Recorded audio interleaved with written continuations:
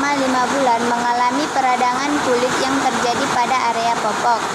Ibu adalah ibu muda yang tidak telaten mengganti popok anaknya. Penyebab lain kasus ini adalah A. Infeksi jamur Candida albicans yang berasal dari kotoran. B. Infeksi parasit albicans yang berasal dari kotoran. C. Popok bahan plastik. Dan D. Bayi tinggal di daerah tropis. Ini itu jawabannya adalah A ya teman-teman, karena yang pertama itu ibunya ibu muda dan tidak telaten mengganti popok anaknya, makanya jadi penyebab kasus pada bayi tersebut infeksi jamur Candida albicans yang berasal dari kotoran. Terima kasih. Soal kedua, seorang bayi usia 1 bulan lahir cukup bulan, BB 400 gram, panjang badan 50 cm. Ibunya mengatakan pada mulut tampak selaput lendir berwarna merah dengan gambaran granula yang kasar. Pada hari berikutnya tampak bercak putih seperti jarum pentul dan dalam 2-3 hari akan bergabung menjadi bercak besar seperti membran. Bayi diagnosa oral terus. Penyebab kasus di atas adalah A. Bakteri, B. Candida albicans, C. Virus, dan D. Parasit. Ini itu kasusnya jawabannya adalah B ya teman-teman, yaitu Candida albicans. Dikatakan Candida albicans penyebab kasusnya karena ciri-ciri bayinya itu ada tampak selaput lendir berwarna merah, gambaran granula yang kasar pada mulut bayi, dan bayi diagnosa oral terus. Soal nomor 3, pertanyaannya yaitu seorang bayi lahir spontan dengan berat badan lahir 3.400 gram, tinggi badan lahir yaitu 50 cm. Ibu mengatakan anaknya pada kulit terdapat papula yang keras berwarna putih, mengkilat seperti mutiara. Partikel kecil subclavialis yang berkelompok berdiameter 1-3 mm, keringat yang berlebihan. Selanjutnya keluarga membawa anaknya ke BPM. Pada kasus di atas, kemungkinan bayi mengalami A. diabetes, B. monialis, C. miliariasis, D. infeksi kulit. Jadi ini itu jawabannya adalah C ya, miliariasi. Menangis, BB 3000 gram, PBL 49 cm. Bayi mengalami mual muntah sejak pagi tadi. Orang tua mengalami kebingungan sehingga bayi dibawa ke BPM. Penyebab kasus di atas adalah yang pertama, obstruksi eosofagus, B. cairan lambung meningkat, C. asam lambung meningkat, D. infeksi lambung. Dan ini jawabannya adalah obstruksi eosofagus karena si bayi mengalami mual muntah. Pertanyaan soal nomor 5. Bayi lahir spontan belakang kepala, langsung menangis, BB 3.500 gram, PBL 500 cm.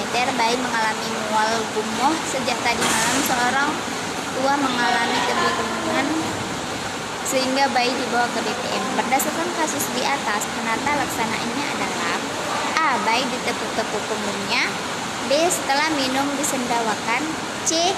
Teknik menyusui dengan duduk, D. Saat menyusui bayi dibopong.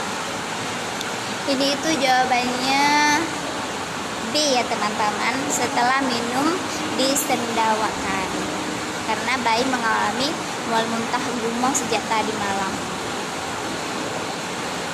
terus menangis dan begitulah. Oke, sekarang guys kita masuk soal nomor 6 ya. Seorang bayi perempuan umur 3 hari dibawa ibunya ke BPM untuk kontrol. Hasil anamnesis, ibu malas menyusui, BAB dan BAK lancar.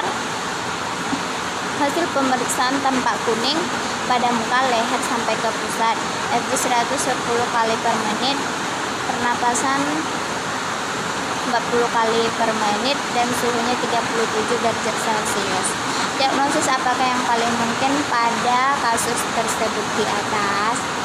Yaitu yang pertama ikterus fisiologis, B. jaundice patologis, C. bayi normal, D. Kern ikterus, dan E. Letargi.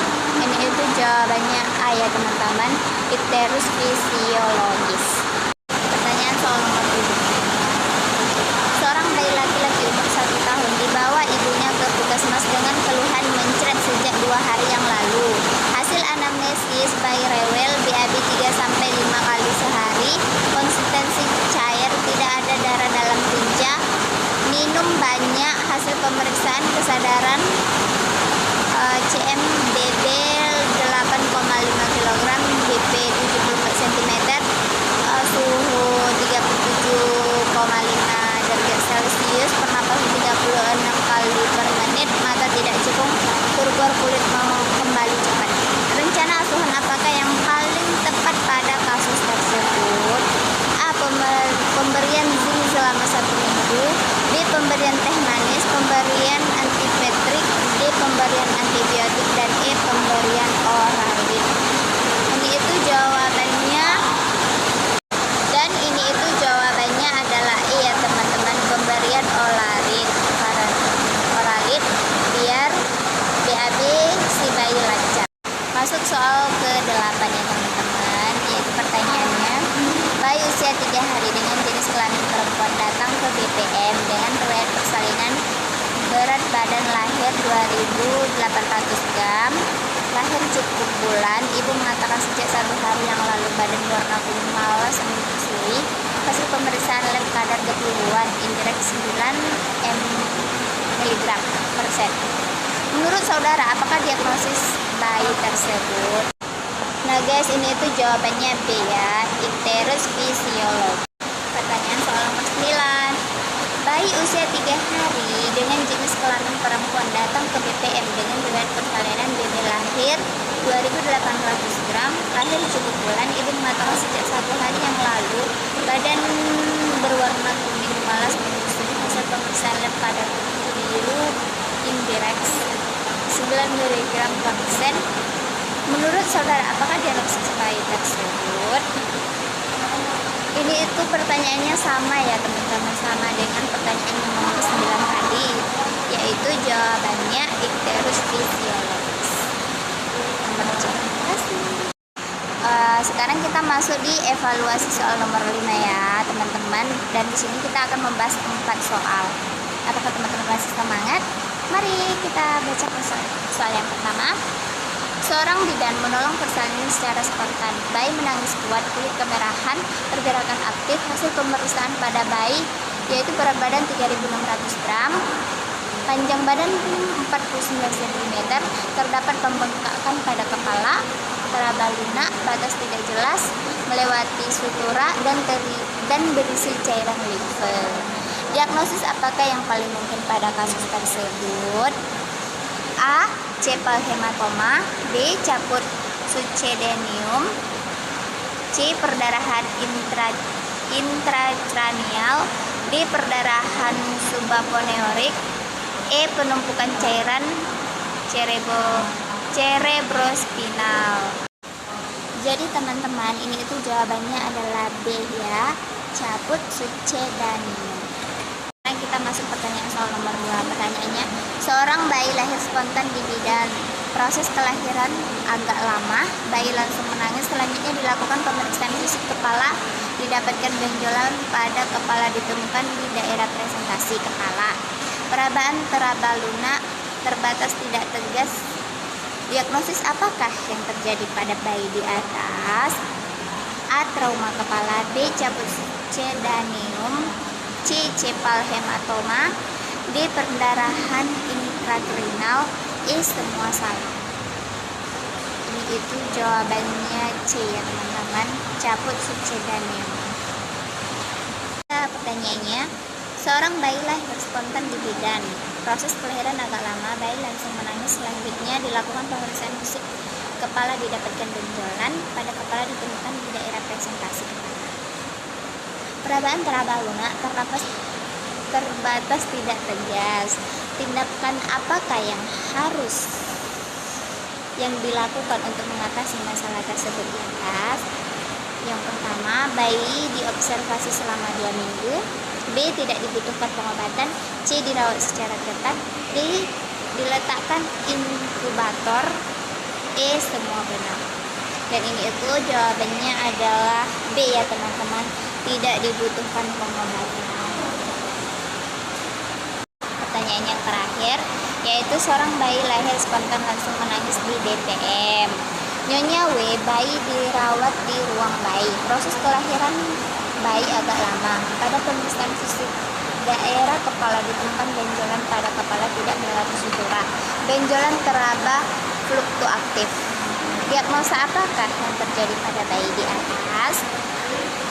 A. Trauma kepala, B. Caput cedaneum, C. cephalhematoma, D. Perdarahan intrakrinal, semua salah.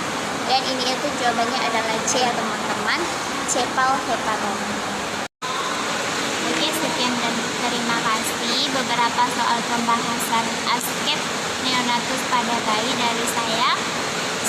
Semoga dapat bermanfaat, dan kalau ada kata-kata yang tidak benar keluar dari mulut saya akan minta maaf yang sebesar-besarnya. Saya ucapkan banyak terima kasih. Saya tutup dengan mengucapkan Rabbana atina fid dunya hasanah wa fil akhirati hasanah wa qina adzabannar. Wassalamualaikum warahmatullahi wabarakatuh.